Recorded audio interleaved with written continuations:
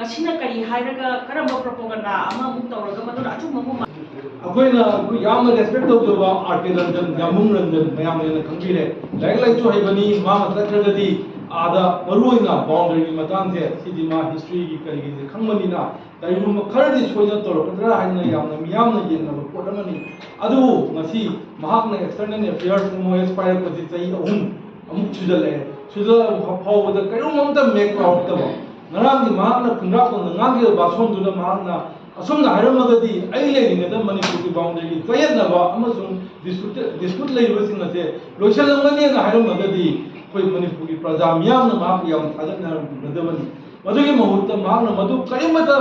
ꯃꯍꯥꯛꯅ ꯀꯔꯤꯝꯇ ꯈꯪꯗꯕ ꯀꯔꯤꯝꯇ ꯎꯗꯕꯗꯧꯅ ꯑꯦꯛꯁꯇꯔꯅꯦꯜ ꯑꯦꯐꯤꯌꯔꯁ ꯃꯤꯅꯤꯁꯇꯔ ꯍꯥꯏꯕꯁꯤꯗꯤ ꯈꯪꯐꯝ ꯊꯣꯛꯄꯅꯤ ꯈꯪꯗꯕꯒꯤ ꯃꯑꯣꯡꯗ ꯃꯍꯥꯛꯅ ꯀꯪꯒ꯭ꯔꯦꯁꯅ ꯑꯗꯨꯃꯥꯏꯅ ꯇꯧꯔꯝꯕꯅꯤꯅ ꯇꯥꯏꯁꯟꯕꯒꯤ ꯊꯕꯛꯁꯦ ꯃꯁꯤ ꯌꯥꯝꯅ ꯂꯥꯏꯕꯛ ꯊꯤꯕ ꯑꯗꯨꯒꯨꯝꯕ ꯁꯤꯒꯨꯝꯕ ꯅꯨꯄꯥꯁꯤꯅ ꯍꯥꯏꯔꯛꯄꯁꯤ ꯌꯥꯝ ꯂꯥꯏꯕꯛ ꯊꯤꯕꯅꯦꯅ ꯑꯩ ꯊꯝꯖꯒꯦ ꯃꯈꯣꯏꯅ ꯍꯦꯛ ꯃꯅꯤꯄꯨꯔꯗ ꯄꯥꯟꯕ 2014ꯗ ꯃꯣꯏꯅ ꯑꯥꯗ ꯄꯥꯜꯂꯦ ꯑꯗꯣ ꯃꯅꯤꯄꯨꯔꯗ ꯃꯣꯏ 2017ꯗ ꯂꯥꯛꯑꯦ 2017ꯗ ꯃꯈꯣꯏꯅ ꯍꯦꯛ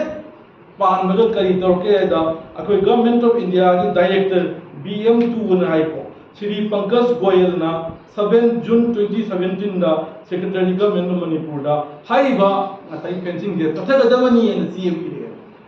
ई बसे दा यु थमजगी दुनी माई डिटेल्स लई अदुना हाइबा चेजे इद पछिला ताकपदी मणिपुर की मियाम ना डिस्प्यूट लेरिबा बाउंड्री की असुम फेंसिंग से लोशन गो हाना दु लोशन लमतुंग दा खाव वाइदना कांग्रेस न सु UPA सरकार न सु मतम दुगी अखोगी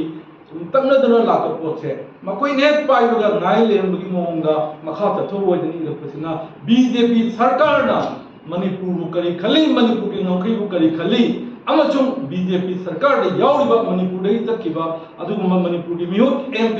R.K. रंजन न मणिपुर कमाई लौय हैबदु मसिना तापनी महाकना मसलेदा मदुगुमा मयाम लोइना कावरगा महाकना नांग दाकुन नांगी बसी याम लाइबक थिबनी महाक मसामक करप्शन चार्ज दा अदुगुमा तेनबा 2004 दा करप्शन चार्ज दा अखोगी अंडरग्राउंड आउटफिट अमना करप्शन तौवे हैदना अदुगुमा मरान पीदना दंडी फंगरबा मियोय अमनी मियोय असिना ngasi अचुम्बा सादना ngangiba saibasing ase अखोई ngasi masi pura angka poi हैबसी थमजगे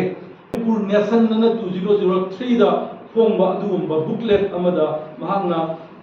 इरिने अखोई चोरोगी मतंग सिदी बाउंड्री सि मतंग मयाम फजना पुना खंगमने मान इबसे कोट तोरगा अंतंग पाथोक्तरके मसी अमरु इनेना खली करीगिदमक ब्रह्माना कोट नेको करीगिदमक ब्रह्माना अखोगी लम मोलचांगा अखोगी लम चोरो खुनुगा सिनसी हाइरिबनो अमदी मसीदा भारत सरकारना यानिंगलिबनो हाइबो वहंग असिनि हाइ मोलचांगदा लम लेबसिगा मरुबसिगा चोरो खुनुगा सिनसी हाइबो मतम सिदैगा माना मतम दुदा इग्रिने मसी कइनो मसाई हारिबा मणिपुर नेशन 2003 द फोंग से फोंग सिदा बुकलेट से इरिने कइदो बिरम तानी सिनसे हाइरो मसीदा भारत सरकार न कली यारिनो पुजिंग मा भारत सरकार न द्रावा मा कली दमता मसा मंग माना तोर मिसि करिनो मियाम द अखोगी चिप पॉपुलरिटी तानबा वोट का यानबा मियाम युहु मनम साजलमगा अदु तौरे अदा तौरे मियाम की सेंटिमेंट मयाम म सानरमगा हौजिंदा मांगना अदा पावर पारगा फम कोलकांदा कांग्रेस न तौरमनी महांगना हुदिबोक्ता ngasi legiba sei ahum mari MP oibagi wari tokhade sei manga sei ahum jida manga boundary matang ngasi bokta kari taurumbage habasi yamna hangbiya wang amani